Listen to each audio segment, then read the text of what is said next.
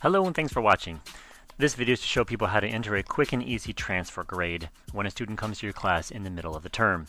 This last student down here has about 10 blanks in the gradebook because they entered the class when this assignment occurred.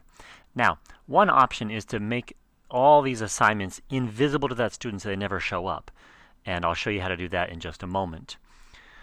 But some people would prefer to put in a code for exempt on these assignments, and that way it communicates to the student and the parent that a lot occurred in the class up to this point. A quick way to do that is to use the fill button, but you have to be sure that you're going to be entering the exempt comment for just the right assignments and not the assignments later in the semester which there is a blank in the gradebook. Anywhere there's a blank, it will fill it with whatever is in the box that you currently selected. Now let's get to that assignment. What we would do is we find out how many points have occurred up to this date in the gradebook. The best way to do that is to switch over to the assignment list. We can see that all the assignments in this column right here have occurred up to this point.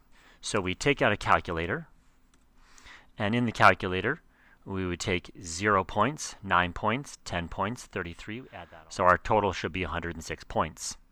So we create a new assignment for this student and only this student.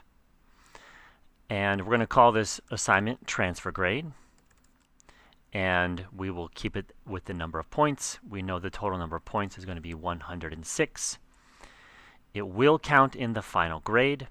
And the way to make it apply to only the student so no one else sees it is to go to the Students tab up here, add or remove students, get rid of everyone except for the one student that it applies to. We save that and but we also want to put this assignment at the beginning or the end of the semester. That way it won't be confused or mixed in with all the other assignments.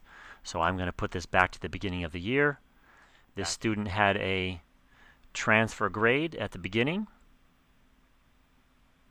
Only this student can see it. We're going to take that assignment and we're going to enter that student's grade.